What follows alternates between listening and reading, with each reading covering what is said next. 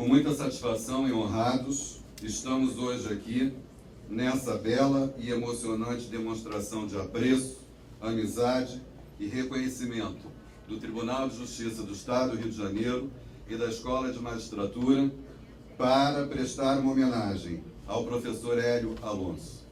Ao longo de 62 anos dedicados ao ensino, desde os famosos cursos pré-vestibulares, passando pela educação infantil, até chegar à pós-graduação, Hélio Alonso foi um exemplo de educador. Lembro dele com muita clareza. Ele foi a vida inteira aquele homem entusiasmado pela educação, uma coisa fantástica. E a vida inteira nós convivemos de raro em raro, mas ele em alguns momentos me procurava, me ligava, a gente se encontrava.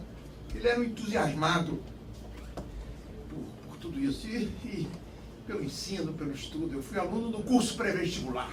Ele tinha uma equipe fantástica, uma equipe de jovens professores que ele era a mola propulsora daquilo. Ele conseguia uma energia extraordinária, o que fez ser um curso de maior prestígio aqui no Rio de Janeiro. Ele fazia aqueles 10 dias lá em Valença, um intensivo de 7 da manhã, meia-noite, era uma coisa fabulosa. Só ele teria a capacidade de manter aquilo. E a prova não tinha computador, não tinha esses recursos de hoje, então marcava-se para 7 horas da manhã, chegava às 7 horas da manhã, sorteava o ponto, os professores iam fazer a prova, iam mimeografar a prova. E aí chegava às 10 horas da manhã, começava a prova. Né? Todo mundo já tomou café também às 6 da manhã. Prova de 4 horas, ao meio-dia, todo mundo absolutamente desesperado de fome. É verdade. Ele traz a nós todas essas boas memórias e que ele, eternizado na Escola da Magistratura, Caetano, que bom que você patrocina essa homenagem deliciosa e ele seja lembrado por todos os tempos. Eu tenho certeza que meu pai em algum lugar está aqui, tá pertinho, felicíssimo, porque a maior alegria dele na vida era o sucesso dos seus alunos. Saber que temos um presidente do TJ, mais de um presidente do TJ, foi ex-aluno dele, presidente da IAB, inúmeros advogados de sucesso. Esse espaço aqui certamente influenciará muito positivamente a todos que estiverem aqui para estudar e dar seguimento à sua carreira jurídica. Chegamos a esse local, que é o local onde os estudantes se colocam nos espaços entre as aulas para uma reflexão, para um estudo, para uma pesquisa. Ele era um professor que, na sua simplicidade, na singeleza dos seus atos, ele vivia rodeado de alunos. Ele nunca deixou de professar essa fé na educação, essa fé no futuro do país. A vida, meus amigos, só pode ser compreendida quando se olha para trás, quando se faz um retrospecto daquilo que nós já vivemos. Ela só pode ser vivida quando se olha para frente. E os alunos, meu querido diretor-geral Caetano, quando estiverem aqui nesses espaços de reflexão, nesses espaços de confraternização e de convivência, vão perceber exatamente essa fronteira entre o que ficou no retrospecto desses jovens alunos e a vida que está pela frente para ser vivida, para ser enfrentada, para ser lutada com essa garra, com esse destemor, com esse entusiasmo que o Hélio infundia na gente. O Hélio era e é um grande brasileiro, um educador, um homem do seu tempo e um homem também à frente do seu tempo. O espaço, professor Hélio Alonso, na Escola da Magistratura seria este, Técio, da convivência entre os alunos, da confraternização, professor Paulo Alonso, do espaço que os alunos procuram para uma meditação, para uma reflexão. Há mais de 40 anos, a faixa foi um sonho e um projeto realizado pelo professor Hélio Alonso, que nos deixou há pouco. O cineasta Noilton Nunes está produzindo um documentário sobre a vida dele. O título do documentário é Mestre Hélio Alonso, os destinos da educação e da comunicação no Brasil. A nossa intenção é mostrar o professor Hélio um ser humano da mais alta qualidade e o que foi acontecendo no Brasil, na educação e na comunicação durante o período em que ele esteve conosco. Nós estamos nos apoiando num livro que está sendo feito sobre a biografia dele e também sobre esse vasto material que nós temos aqui na faixa. A cada passo do documentário é colocado no YouTube, no Facebook, e as pessoas vão acompanhando e dando muitas sugestões. Nós temos agradecido muito as sugestões que estão chegando, as fotos que nos têm sido enviadas, as mensagens, porque tudo isso está enriquecendo muito o filme.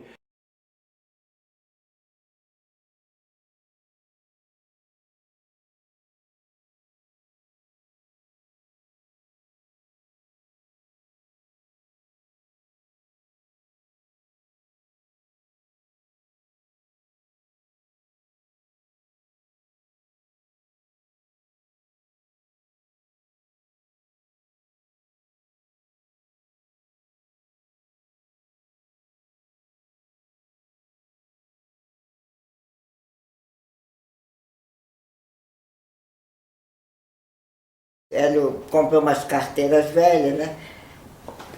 Não tínhamos dinheiro, né? E o primeiro quadro negro que pregou fui eu, era uma kitnet, e eu coloquei o quadro negro na parede, levei, que eu sabia mexer nessas coisas, peguei o quadro negro, arrumamos tudo, nós dois sozinhos.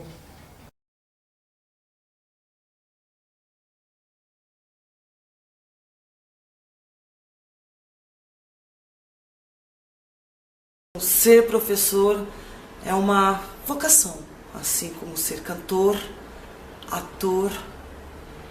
Professor, ele é simplesmente uma dádiva. Ver, pensar e agir. Então, eu descobri que, como professora, eu tive que transformar minha sala de aula num grande palco. Os alunos são, na verdade, o grande protagonista desse grande espetáculo que é a sala de aula. E quando eu leciono, na verdade, eu estou aprendendo. O diferencial da faixa, primeiro, a seriedade. Que o fundador da faixa é uma pessoa da área de educação há 60 anos. Há 60 anos eu sou educador. Eu não quero que nunca me considerem empresário. Eu sou educador.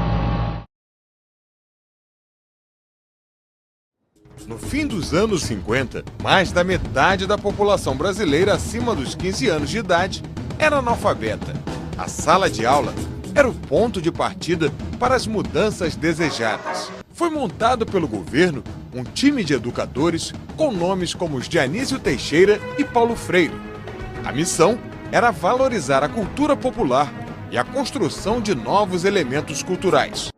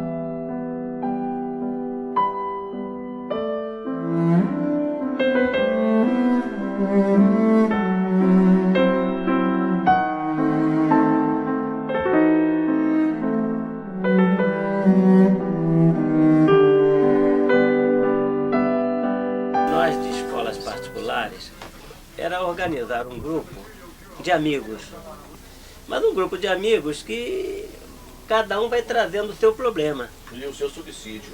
A sua solução, aquilo tudo, e o grupo vai tentando solucionar aquilo tudo.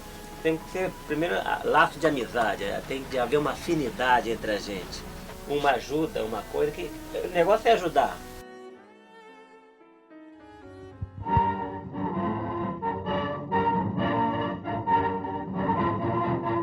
As alunas do Instituto de Educação do Distrito Federal comparecem à primeira conferência que o Departamento de Imprensa e Propaganda promove em uma série sobre a organização da juventude brasileira.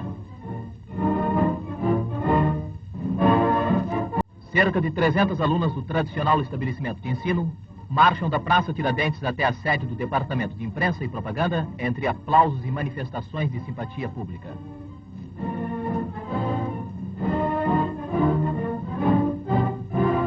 A mocidade, atendendo aos apelos do presidente Getúlio Vargas, está hoje, mais do que nunca, integrada nos destinos da pátria. Minhas senhoras e meus senhores, estamos em marcha para dias mais promissores. Opera-se uma renovação da alma nacional, devendo-se advertir que sem esta renovação periódica não há povo que resista à sua própria decadência. Nosso povo é capaz dos maiores empreendimentos. O Brasil caminha elevando-se moral e materialmente.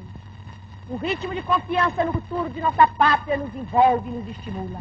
A missão que nos for confiada, em consequência da organização da juventude brasileira, um dos maiores atos praticados pelo presidente Getúlio Vargas, no desejo de contribuir para o engrandecimento e defesa de nossa pátria, será cumprida com devotamento.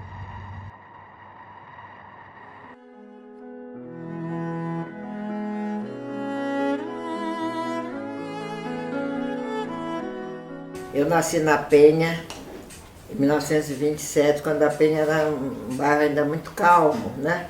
Que a gente podia andar tranquila, subir aquela escadaria da igreja da Penha correndo com as amigas. Tinha a festa da Penha em outubro, nós frequentávamos.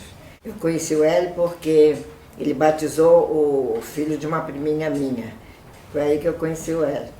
Ficamos conversando muito tempo, isso foi em 1948. Fomos casar em 1958. Acompanhei porque eu já estava mais adiantada que ele, eu já tinha o curso secundário, né? E ele ainda não tinha, ele fez o curso no Juruena, Colégio Juruena. Eu tinha o meu curso de vestibular, pré-vestibular. Olha, eu conheci o curso Hélio Alonso em 1955. Eu estava pretendendo fazer vestibular de Direito e me informaram que havia um curso de um rapaz que era da Faculdade de Direito e que estava preparando para o vestibular. Então, procurei na Rua da Assembleia, número 23, era uma salinha lá, e eu entrei para o curso, me matriculei no curso. Aí ele juntou uma turminha na Rua da Assembleia, a Mirtes começou, a irmã dele começou a trabalhar com ele.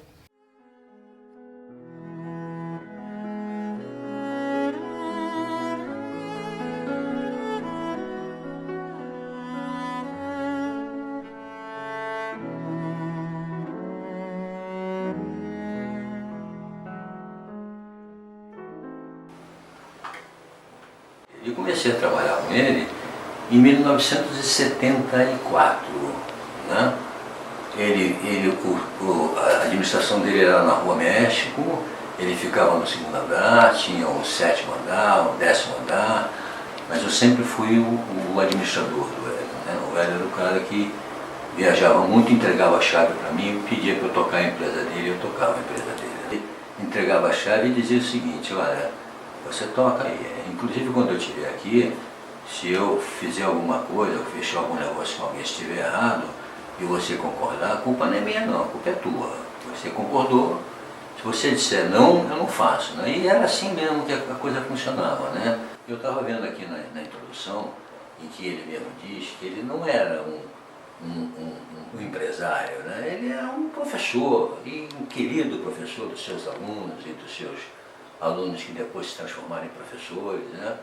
E precisava de uma pessoa com uma visão empresarial, né? Com uma visão de mercado para trabalhar com ele, porque se o Hélio ficasse aí na época de matrícula, ninguém pagava a faculdade, porque ele dava bolsa para todo mundo, né?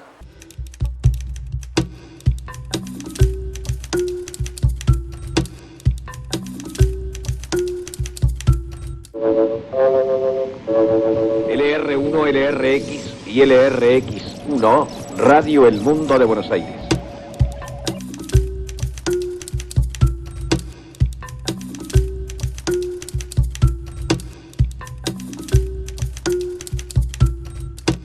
E eu tive a primeira impressão, foi que eu notei o Hélio como professor, uma pessoa diferente.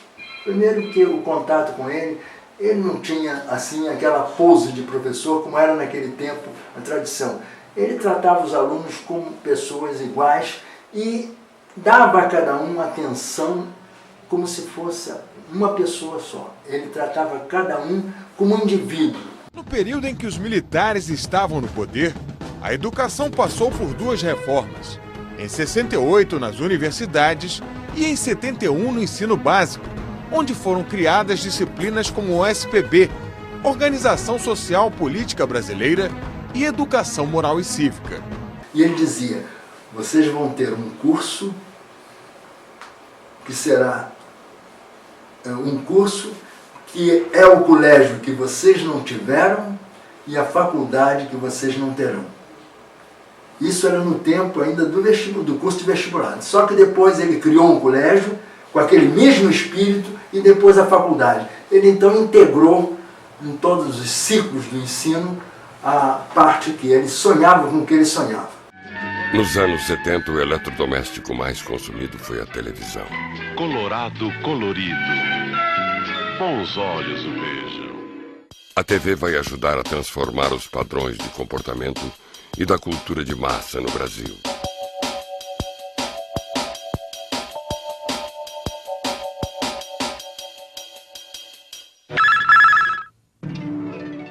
O segredo dessa aprovação não era só o ensino.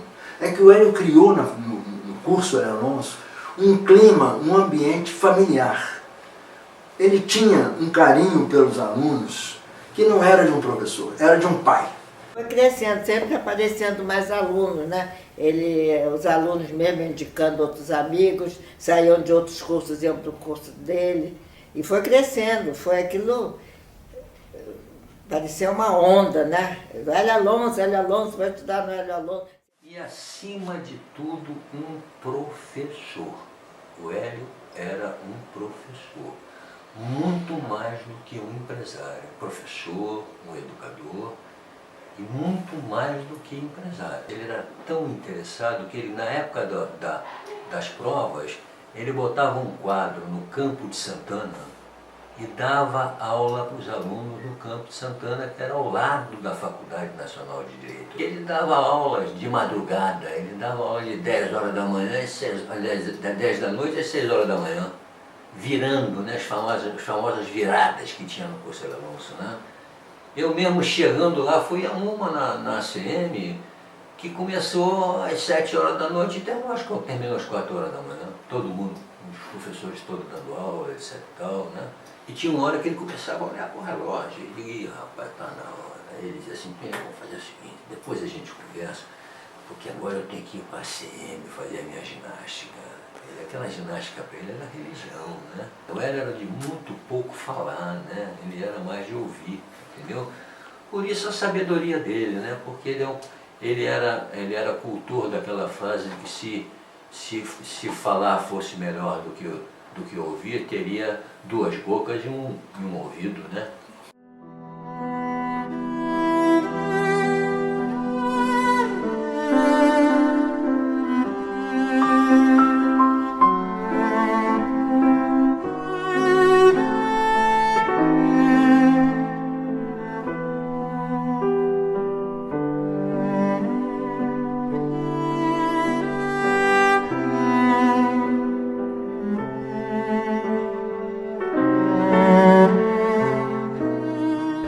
Ele dava aula no 16º andar com os professores, entendeu? E depois no 2º andar.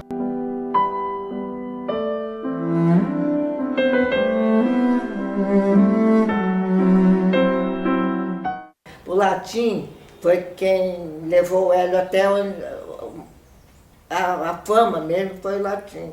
Ele fez curso de Direito, fez curso de Filosofia ao mesmo tempo.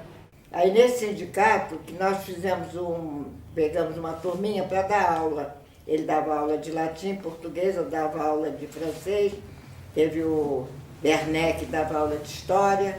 E os nomes dos professores, tudo gente conhecida, titulada, e naquele tempo não havia essa obrigatoriedade toda de ser doutor, nada disso. Felizmente, em vigorosa reação patriótica, o governo da República resolveu atacar firmemente o problema do analfabetismo no Brasil. No Ministério da Educação e Cultura foi criada a Campanha Nacional de Erradicação do Analfabetismo e convidado para dirigi-lo o educador João Roberto Moreira. Há atualmente no Brasil mais de 30 milhões de analfabetos. Em menos de 20 anos, a campanha, com a experiência adquirida em 3 municípios, espera reduzir a zero este impressionante índice de analfabetismo. Entrei com um projeto no Ministério da Educação e eles me concederam o curso de comunicação da faixa. Foi o primeiro curso nosso. Quando eu cheguei, a faixa estava na primeira turma e ainda não tinha nenhuma sala de redação. E eu participei desse processo. Comprei as máquinas, montei a sala e a faculdade foi tomando impulso, foi ficando conhecida e se tornou a melhor faculdade de comunicação do Rio de Janeiro, na época. Quando chegava próximo do vestibular, uns 15 dias antes assim, do vestibular, das provas do vestibular, ele ia para Valença, em colégio que ele arrendava, e levava professores, alunos, para o pessoal estudar. Era um grupo que ele formava, assim, dos melhores alunos, e o pessoal estudava e voltava próximo do vestibular, passava Natal, passava Ano Novo, as famílias iam lá jantar com os alunos no Natal, no Ano Novo, participavam, e os alunos voltavam próximo do vestibular. Famosa Valença, que o Hélio subia, ele mesmo, particularmente, com professores, e ficava lá cerca de 1 mês, ou 2 meses, não me lembro o prazo certo.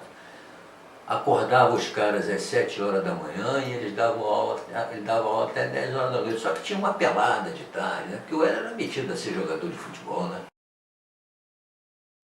La circulación internacional de noticias se hacía en inglés, básicamente en todo el mundo se hacía en inglés. United Press, Associated Press, International News Service, Reuters, se transmitía en inglés. Luego la corresponsalía de las agencias en Buenos Aires traducía lo que consideraba que valía la pena darle a los diarios argentinos. Este era el esquema de la circulación de noticias.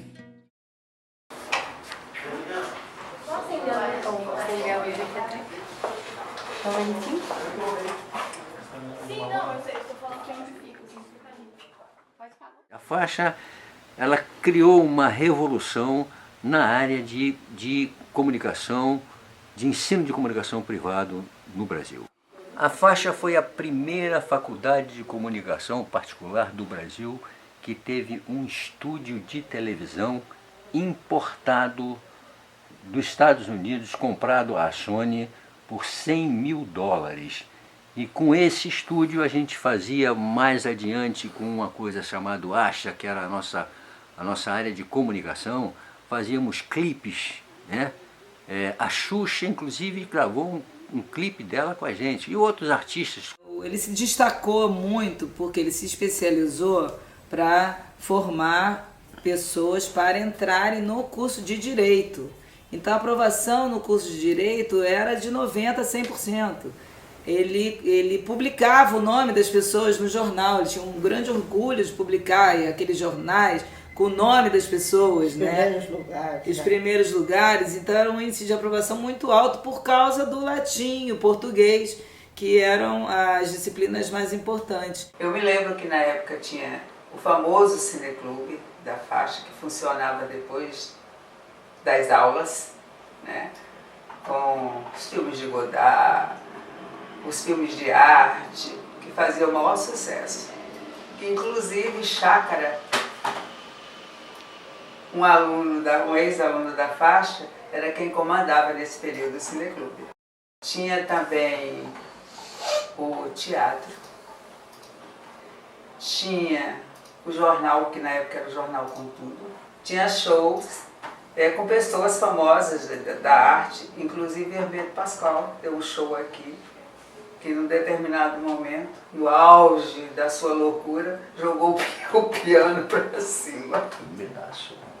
um outro momento da faixa, nós tínhamos o terceiro turno da faculdade. Quando as aulas terminavam, nós tínhamos aulas de câmera, de edição, de formação de atores, que era inclusive dirigido pelo Wolf Maia.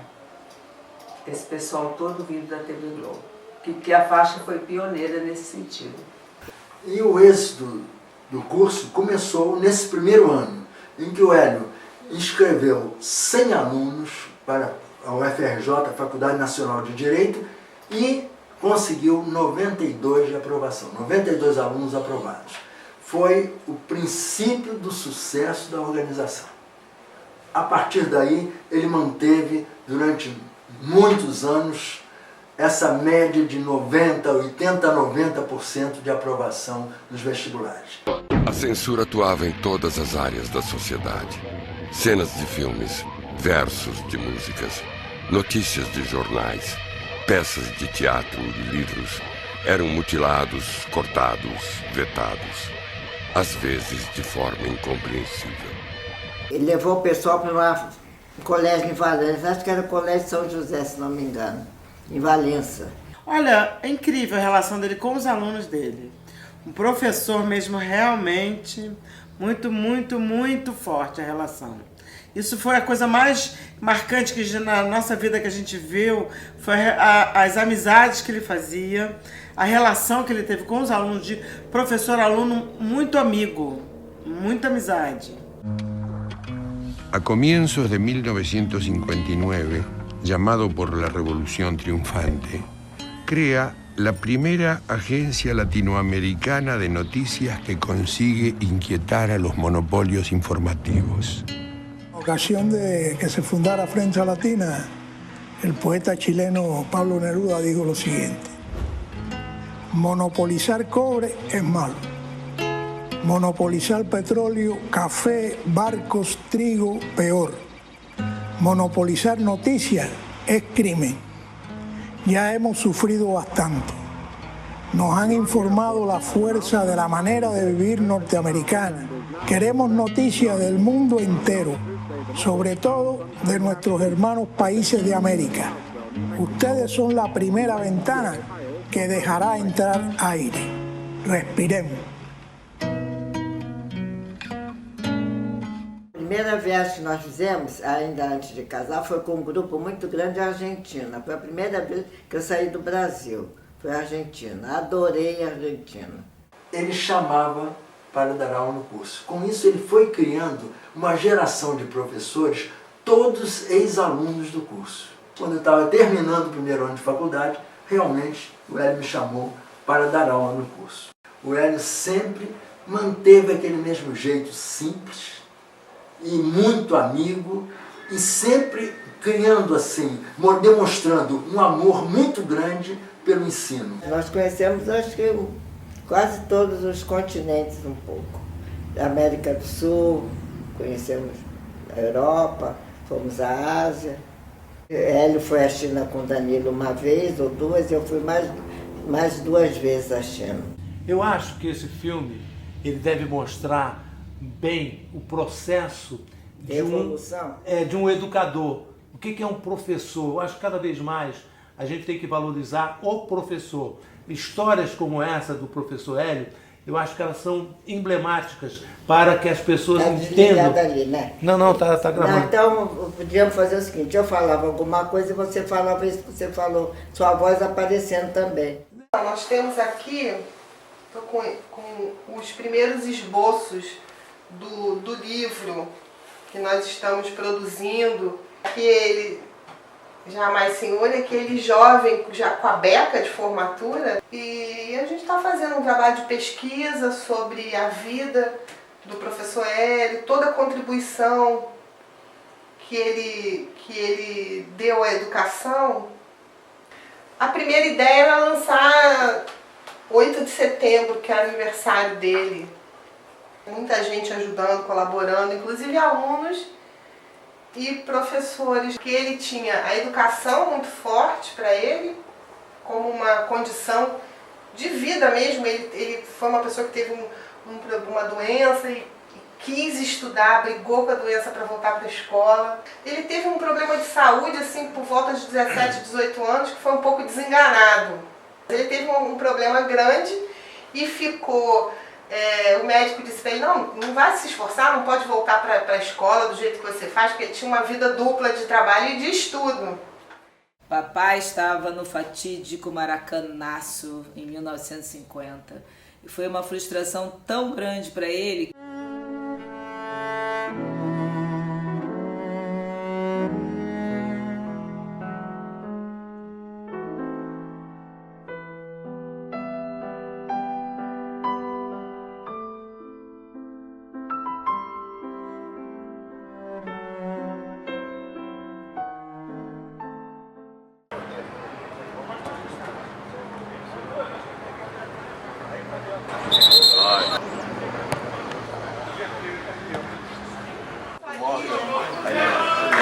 Na verdade, quando eu comecei a conhecê-lo, quando a gente começou a participar junto aqui, a esquerda dele já estava meio chumbada, já estava... E fizeram uma homenagem a ele em função da idade dele e ainda jogando bola. Que ele jogou bola aquilo. Eu acho que ele fez aquela cirurgia de joelho no intuito de voltar a jogar futebol. Não, e aquela cirurgia foi uma complicação. Tem uma historinha que conta, se verdadeiro ou não, né? Não foi o próprio Hélio que falou, mas que deram a ele a opção, ou você para de jogar bola, ou você opera. Então vamos operar agora. E operou e voltou aqui. Mas na cirurgia ele teve umas complicações cardíacas durante a cirurgia. Não, mas isso se diz agora. Não, isso é coisa mais antiga, isso é coisa mais antiga, isso é coisa bem mais antiga. Ah, sim. Eu não sei nem dizer se foi desentupimento de alguma veia, um troço qualquer, não lembro, mas é uma figura sócio número 1 da BB. Agora... E devia ser móveis e utensílios aquela ali na Lapa. ACM. A Associação Cristã de Móveis. Agora o Hélio era uma pessoa, onde a gente passava assim, todo mundo sabia quem era. Porque ele era uma pessoa que onde ele passava, ele marcava o caminho dele, né? Marcava a passagem dele em toda forma. Nós somos uns privilegiados, que nós temos um grupo aqui, que agora não é tão grande quanto já foi, de pessoas de mais idade participando ainda de uma peladinha de futebol society, terça, quinta e sábado. No futebol, a desavença sai no chuveiro. A gente vai, discute, reclama, fala mal do outro. Na hora que você sai e toma um banho ali, tem que deixar tudo ali. O professor Hélio Alonso, ele era convidado para jogar o futebol. Então surgiu a categoria comunitário. Como ele era uma pessoa muito assídua e adorava beber, ele foi o sócio humanitário número 1. O presidente era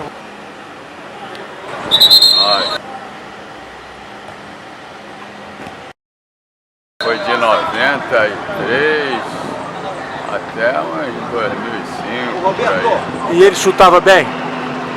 Mais ou menos, ele era um bom marcador. Gostava de jogar e não comprometia.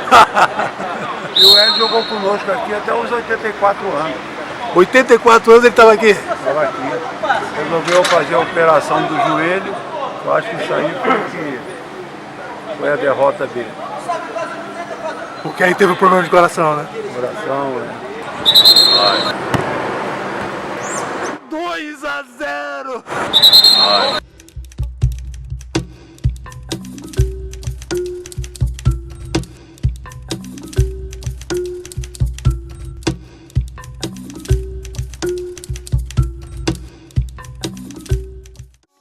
Esse é um país que vai pra frente.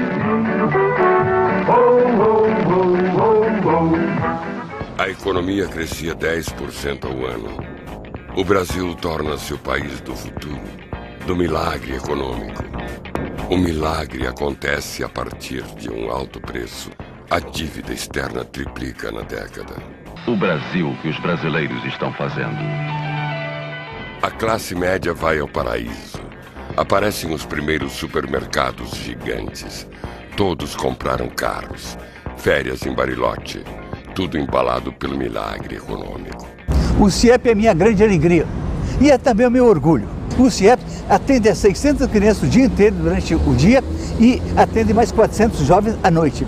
É a escola que o Brasil precisa. A Faixa está de volta ao canal universitário e todas as terças-feiras, às 10 horas da noite, nós vamos apresentar um programa inédito. Toda a produção vai ser feita pelos nossos alunos.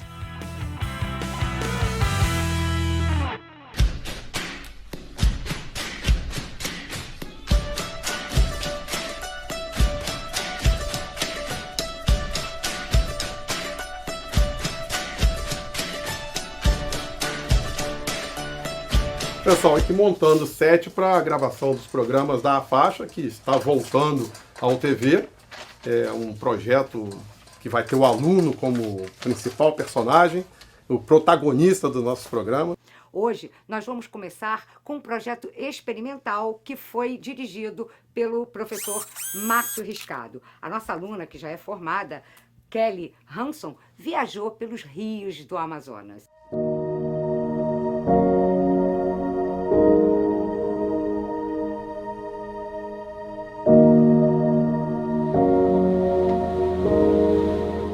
Já que eu sou amazonense, eu tenho que explorar esse lado amazônico.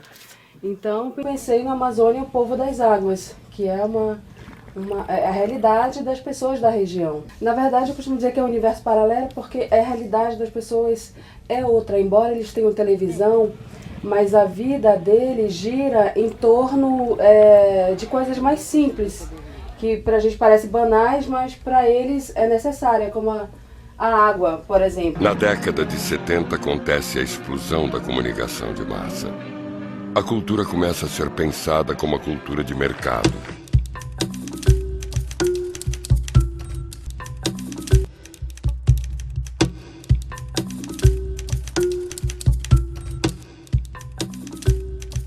Terezinha!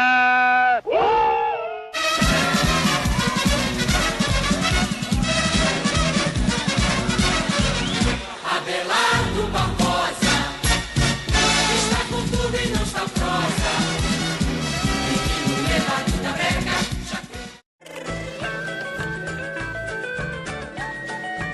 Tu acha que isso dá filme mesmo, Noilton? Minhas mãos perfeitamente funcionando, recuperando os movimentos. A gente contou nesse filme 45 anos de história. Todos os movimentos, principalmente os sociais e políticos.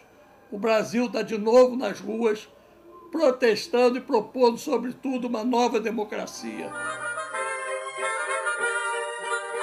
With Marieta Severa's Carlota Joaquina, Marco Nanini's Don João, Maria Fernanda, Marcos Palmeira, you cannot miss it.